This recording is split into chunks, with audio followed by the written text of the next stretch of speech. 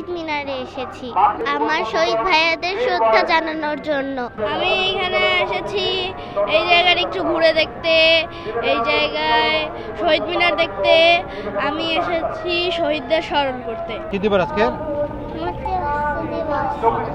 বাচ্চাদের নিয়ে আসলে আজকে বের হয়েছে আন্তর্জাতিক মাতৃভাষা দিবস 21শে ফেব্রুয়ারি উপলক্ষে। ছোটবেলা থেকে জানো ওরা এই মাতৃভাষা দিবস, ভাষা দিবসটা ওরা ধারণ করে, এই জন্যই আর কি এদেরকে নিয়ে আসে। ফুল নিয়ে যাচ্ছি শহীদ মিনারে। আজকে ভাষা দিবস 21শে ফেব্রুয়ারি।